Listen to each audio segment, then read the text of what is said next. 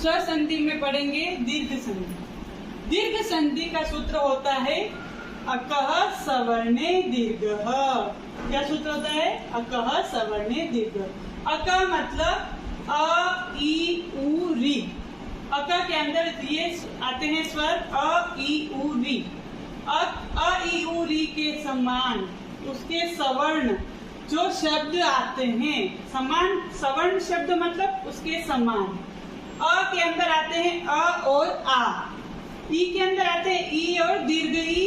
उ के अंदर उ और दीर्घ उ। री के अंदर री और दीर्घ री। इस प्रकार जब अ के साथ अ मिलता है तो दीर्घ आदेश होता है, उसका वर्ण बन जाता है आ। अ के साथ अ मिला तो क्या बना? अ के साथ अ मिलने पर भी बनेगा आ। क्या बनेगा? आ। और जब अ के साथ आ मिला, अ के साथ आ मिलेगा तो भी बनेगा आ। क्या बनेगा? आ। तो इसमें यही बताया गया है कि अकः सवर्णे दीर्घः। जब अ बीच में वर्ण हो उसके बाद में अ या आ दोनों मिलते हैं तो उसके वर्ण का बन जाता है दीर्घ, तो आ बन जाता है। तो इसी प्रकार जैसे ई, क्या है? ई वर्ण। ई के साथ जब छोटा ई मिलता है और दीर्घ ई मिलता है, दोनों मिलते हैं तो दोनों मिलने के बाद बनता क्या है? वापस बनता है दीर्घ ई। उसी प्रकार जब उ के साथ ह्रस्व उ और दीर्घ उ दोनों मिलते हैं तो बनता है दीर्घ उ। इसी प्रकार री के साथ भी ह्रस्व री और दीर्घ री दोनों मिलते हैं तो वो दोनों बन जाते हैं, क्या बन जाते हैं दोनों? दीर्घ री। क्या बनते हैं? दीर्घ री। तो इसे नियम, सूत्र का नियम यह अ और आ। ई के अंदर आते हैं ई और दीर्घ ई। उ के अंदर उ और दीर्घ उ। री के अंदर री और दीर्घ री। इस प्रकार जब अ के साथ अ मिलता है तो दीर्घ आदेश होता है, उसका वर्ण बन जाता है आ। अ के साथ अ मिला तो क्या बना? अ के साथ अ मिलने पर भी बनेगा आ। क्या बनेगा? आ। और जब अ के साथ आ मिला, अ के साथ आ मिलेगा तो भी बनेगा आ। क्या बनेगा? आ। तो इसमें यही बताया गया है कि अकः सवर्णे दीर्घः। जब अ बीच में वर्ण हो उसके बाद में अ या आ दोनों मिलते हैं तो उसके वर्ण का बन जाता है दीर्घ, तो आ बन जाता है। तो इसी प्रकार जैसे ई, क्या है? ई वर्ण। ई के साथ जब छोटा ई मिलता है और दीर्घ ई मिलता है, दोनों मिलते हैं तो दोनों मिलने के बाद बनता क्या है? वापस बनता है दीर्घ ई। उसी प्रकार जब उ के साथ ह्रस्व उ और दीर्घ उ दोनों मिलते हैं तो बनता है दीर्घ उ। इसी प्रकार री के साथ भी ह्रस्व री और दीर्घ री दोनों मिलते हैं तो वो दोनों बन जाते हैं, क्या बन जाते हैं दोनों? दीर्घ री। क्या बनते हैं? दीर्घ री। तो इसे नियम, सूत्र का नियम यह कहता है कि अकः सवर्णे दीर्घः। जब अकः में, अकः मतलब अ ई उ री, अ ई उ री जब वर्ण आते हैं उनके साथ जब अ के साथ अ या आ मिलता है तो दीर्घ आ बन जाता है। ई के साथ ई या ई आता है तो दीर्घ ई बनता है। और उ के साथ उ या उ आता है तो दीर्घ उ बनता है। और री के साथ ह्रस्व री और दीर्घ री आता है तो दीर्घ री बन जाता है। इस प्रकार ये हमारा नियम कहता है। इसके बाद हम दीर्घ संधि के उदाहरण देखेंगे। तो सबसे पहले अल्पायुः। अल्पायु का क्या संधि विच्छेद होगा? अल्प धन आयुः। तो अल्पायु में देखिए, अल्प में क्या है? बीच में अ है, अ है ना।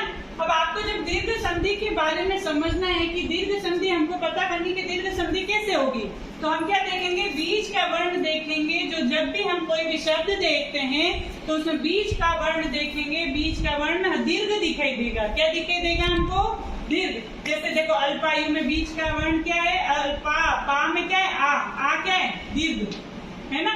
उसी प्रकार हिमालय में भी आ दीर्घ है, विद्यालय में भी आ दीर्घ है। और विद्याभ्यास में भी दीर्घ है। तो इस प्रकार हमें शब्द के बीच में वर्ण दिखाई देगा, वो क्या दिखाई देगा? दीर्घ। इसीलिए इसका नाम है दीर्घ संधि। क्या नाम है? दीर्घ संधि। तो इसका संधि विच्छेद क्या हुआ? अल्प धन आयु। इसमें यह होता है कि कोई भी शब्द, पूरे जो शब्द के जब हम दो संधि विच्छेद करते हैं तो संधि विच्छेद करने में दोनों वर्णों का, दोनों शब्दों के कोई न कोई विशेष अर्थ होने चाहिए, तभी वो शब्द संधि विच्छेद बनते हैं। पद विच्छेद करने पर क्या होते हैं? दोनों शब्दों के कोई न कोई अर्थ होता है। अल्प यानी थोड़ा थोड़ा होता है, आयु मतलब उम्र। तो दोनों शब्दों का अर्थ निकलना चाहिए, तब वो संधि विच्छेद सही होता है। अब हिमालय, हिमालय का संधि विच्छेद क्या होगा? हिम प्लस आलय। तो हिम में क्या है? अल्प में अ प्लस आ था, हिम में भी अ प्लस आ है, तो अ प्लस आ मिलके क्या बन गया? दीर्घ। उसी प्रकार विद्यालय, विद्यालय में विद्या धन आलय, तो इसमें भी क्या हुआ है? आ प्लस आ मिला है, आ प्लस आ मिलके भी क्या बना? दीर्घ आ। उसी प्रकार विद्या व्यास, तो विद्या धन अभ्यास क्या बनेगा? विद्या, हमारे संस्कृत में धन बोलते हैं प्लस को, इसीलिए मैं धन बोल रही हूँ। बाकी विद्या प्लस अभ्यास, विद्या प्लस अभ्यास। तो इस प्रकार ये वाले अ का नियम हुआ। अ और अ मिलके दीर्घ आ कैसे बनता है? अ या अ प्लस अ प्लस आ, इन दोनों में से जो भी एक दूसरे से मिलते हैं तो बीच में क्या शब्द आता है? आ। तो इस प्रकार हमने ये अ का नियम पढ़ा। अ का नियम क्या था? अ प्लस आ प्लस आ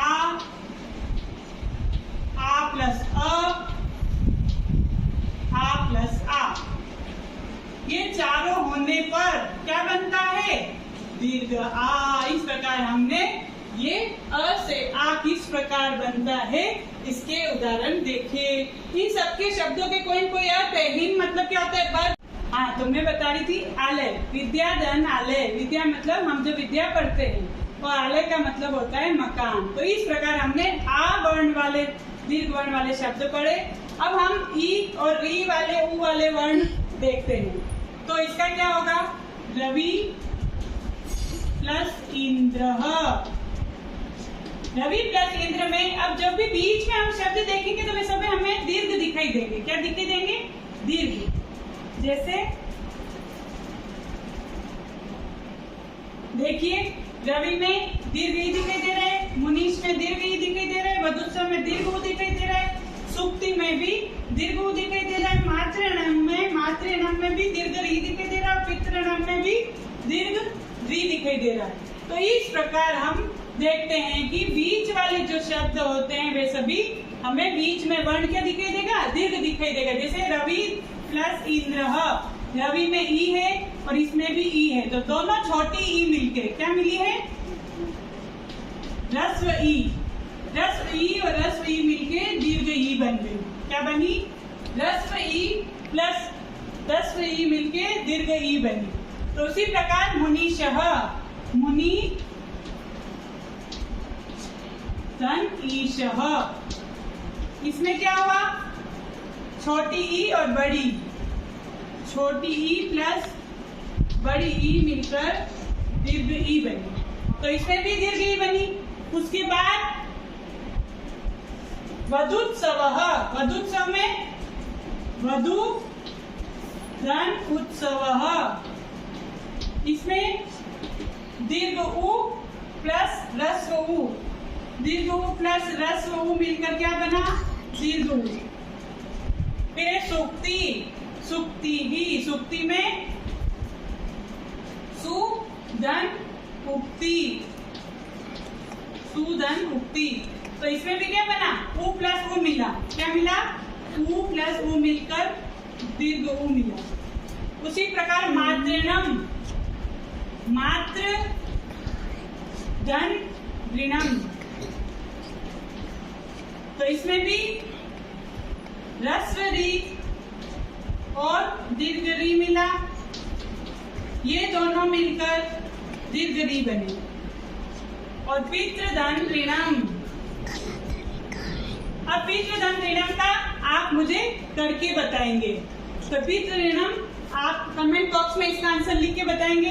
अब आज हम यहीं तक चलते हैं। आज हमने दीर्घ संधि पढ़ी है और आप इसे ध्यान से पढ़िएगा और ज्यादा से ज्यादा सब्सक्राइब करें, लाइक करें और शेयर करें। मेरा ये चैनल देखने के लिए बहुत बहुत धन्यवाद।